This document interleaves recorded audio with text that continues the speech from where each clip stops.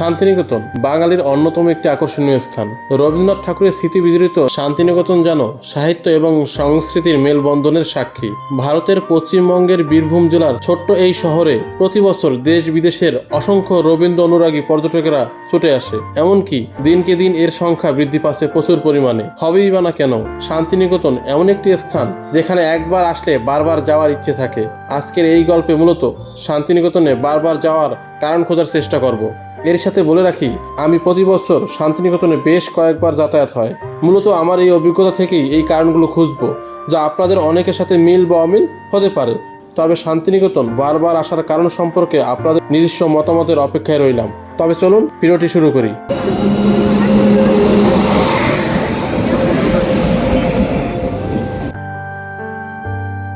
প্রথমে যে কারণটা আমার কাছে মনে হয় সেটা হলো যোগাযোগ ব্যবস্থা। শান্তিনিকেতন যাওয়ার সবচেয়ে সহজ পথ হলো রেলপথ। শান্তিনিকেতনের নিকটতম ট্রেন স্টেশন হলো বোলপুর স্টেশন, যা শিয়ালদহ থেকে 153 কিলোমিটার, আর সময় লাগে যেতে 2 থেকে 3 ঘন্টা। ভাড়াটাও অনেকটা কম, মোটামুটি 70 টাকা থেকে শুরু। আর এই ট্রেন জার্নিটাও অনেকটা আরামদায়ক। তাছাড়া সকাল সকাল শিয়ালদহ বা হাওড়া থেকে প্রচুর ট্রেন রয়েছে শান্তিনিকেতনে যাওয়ার জন্য। তাই এই যোগাযোগ ব্যবস্থা শান্তিনিকেতনে বারবার আসার অন্যতম একটি কারণ আমার কাছে মনে হয়। এরপর রয়েছে বিশ্বকবি রবীন্দ্রনাথ ঠাকুরের প্রতি টান। শান্তিনিকেতনে বারবার আসার সবচেয়ে বড় যে কারণটি আমার মনে হয় বিশ্বকবি রবীন্দ্রনাথ ঠাকুরের প্রতি বিশেষ টান। পৃথিবীর নানা প্রান্তে রয়েছে রবীন্দ্রনাথ ঠাকুরের বিভিন্ন সৃষ্টি। যেহেতু শান্তিনিকেতন রবীন্দ্রনাথ ঠাকুরের স্মৃতি বিজড়িত স্থান, তাই রবীন্দ্র অনুসারীরা বারবার এই শান্তিনিকেতনে আসেন। শুধুমাত্র একবার আসে তেমনটা নয়, বারবার আসার চেষ্টা করেন। এরপর ট্যুর বাজেট।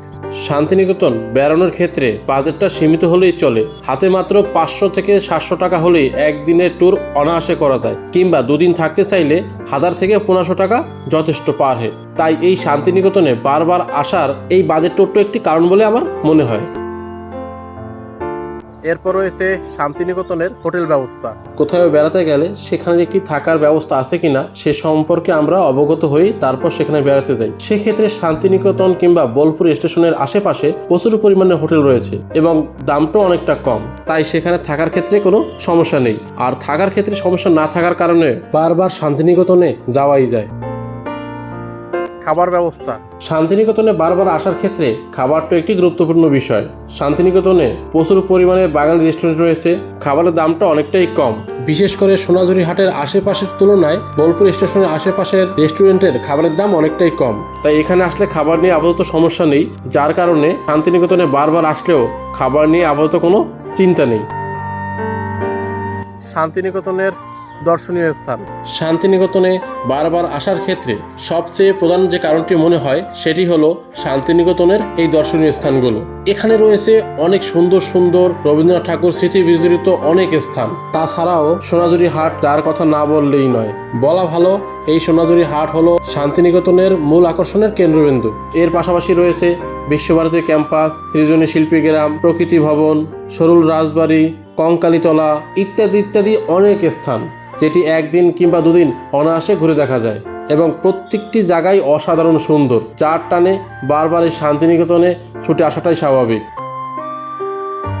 এরপর বলি একদিন কিংবা 2 দিনে ঘুরে আসা যায়। শান্তিনিকেতন এমন একটি প্লেস যেখানে একদিন কিংবা 2 দিন ট্যুর করার জন্য সুন্দর একটি স্থান বলা যায়। হাতে মাত্র 1 দিন কিংবা 2 দিন যেই সময়টাই থাকুক না কেন, একদম অনায়াসে শান্তিনিকেতন ঘুরে যেতে পারেন।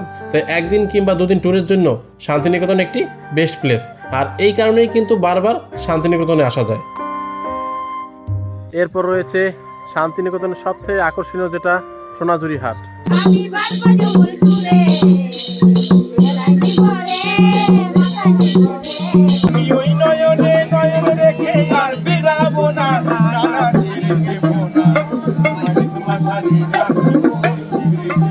শান্তিনিকেতনের অন্যতম একটি আকর্ষণীয় স্থান হলো শান্তিনিকেতনের সোনাঝুরি হাট।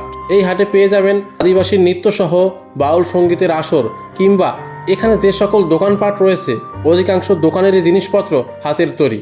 আর এই হ্যান্ডমেডের এই জিনিসগুলো অসাধারণ, দামটাও অনেকটা কম। তাই নিঃসন্দেহে বলা যায় শান্তিনিকেতনের এই সোনাঝুরি হাটের আকর্ষণে বারবার ছুটে আসাটাই স্বাভাবিক। কেনাকাটা। শান্তিনিকেতনে বারবার আসার ক্ষেত্রে এই কেনাকাটার গুরুত্ব অপরিসীম। আমরা ভ্রমণপ্রেমী যারা রয়েছি তার যেখানেই যাই না কেন সেই স্থানের কেনাকাটার প্রতি একটি টান থেকেই যায়। আর শান্তিনিকেতনে আসলে কেনাকাটার ব্যাপারে তো কোনো কথাই নেই। বিশেষ করে শান্তিনিকেতনের সোনাঝুরি হাট এবং সৃজনী শিল্পী গ্রাম, এখানে পাওয়া যায় হ্যান্ডমেডের নানান ধরনের জিনিস, যা শান্তিনিকেতনে আসার ক্ষেত্রে প্রতিটা ভ্রমণপ্রেমীদের কাছেই একটি লোভনীয় বিষয়। তাই শান্তিনিকেতনে বারবার আসার ক্ষেত্রে এই কেনাকাটার গুরুত্ব অপরিসীম। প্রাকৃতিক পরিবেশ, শান্তিনিকেতনে বারবার আসার কারণ হিসাবে প্রাকৃতিক পরিবেশের কথাও উল্লেখ করা যায়, যেটাকে সহজে আমরা হাওয়া বদল হিসাবে গণ্য করতে পারি। এখানে পরিবেশটি একটু অন্যরকম, যারা এখানে আসেন তারাই কেবলমাত্র এটা উপলব্ধি করতে পারেন। তাই নিঃসন্দেহে বলা যায় হাওয়া পরিবর্তনের জন্য অনেকেই এই শান্তিনিকেতন ভ্রমণটা বেছে নেয়। তাই শান্তিনিকেতনে বারবার আসার এটাও একটি কারণ। লালমাটি, বোলপুর তথা শান্তিনিকেতন বারবার আসার ক্ষেত্রে আরও একটি কারণ আমার কাছে মনে হয় এখানকার লালমাটি। এখানে সোনাঝুরি হাট ছাড়াও বিভিন্ন কিছু স্থানে আপনারা শালবন দেখতে পাবেন এবং সেখানে রয়েছে লালমাটি, যা অধিকাংশ ভ্রমণপ্রেমীদেরই আকর্ষণীয়। এরপর রয়েছে সাপ্তাহিক ছুটি। শান্তিনিকেতনে বারবার আসার ক্ষেত্রে সাপ্তাহিক ছুটি একটি অন্যতম কারণ বলা যায়, কেননা শনি রোববার যদি ছুটি থাকে নিঃসন্দেহে শান্তিনিকেতন ঘুরতে চলে আসা যায়। কিংবা সাপ্তাহিক ছুটি একদিনের হয়, সেক্ষেত্রেও শান্তিনিকেতনে আসতে কোনো সমস্যা নাই, একদিনও শান্তিনিকেতন অনায়াসে ঘুরে আসা যায়। সবার জন্য শান্তিনিকেতন। শান্তিনিকেতন এমন একটি স্থান যা সবার জন্য, বন্ধু বান্ধব, আত্মীয় স্বজন, বাবা মা সহ পরিবার পরিজন কিংবা প্রেমিক প্রেমিকা সকলের জন্যই এই উপযুক্ত স্থান হলো শান্তিনিকেতন। অর্থাৎ সকলকে নিয়ে এসে আপনারা ঘুরে যেতে পারেন এই শান্তিনিকেতনে। তাই শান্তিনিকেতনে বারবার আসার ক্ষেত্রে সবার জন্য শান্তিনিকেতন এই টপিকটি একটি গুরুত্বপূর্ণ। কঙ্কালীতলা, শান্তিনিকেতনে বারবার আসার ক্ষেত্রে কঙ্কালীতলা মন্দিরের গুরুত্ব অপরিসীম। 51 সতীপীঠের একটি সতীপীঠ হলো এই কঙ্কালীতলা। এখানে রয়েছে পুজো দেওয়ার সুব্যবস্থা, যার কারণে অনেকেই পুজো দেওয়া কিংবা মানত করার উদ্দেশ্যে এখানে বারবার ছুটে আসেন। সেই সাথে তো শান্তিনিকেতনের অন্যান্য দর্শনীয় স্থান তো রয়েছে, তাই শান্তিনিকেতনে বারবার আসার ক্ষেত্রেও কঙ্কালীতলা একটি কারণ হিসাবে উল্লেখ করা যায়। পৌষ মেলা কিংবা বসন্ত উৎসব, শান্তিনিকেতনে বারবার আসার ক্ষেত্রে আরও একটি কারণ আমার কাছে মনে হয়, সেটি হলো পৌষ মেলা এবং বসন্ত উৎসব। পৌষ মেলা এবং বসন্ত উৎসবের সুখ্যাতি সারা বিশ্ব জুড়ে।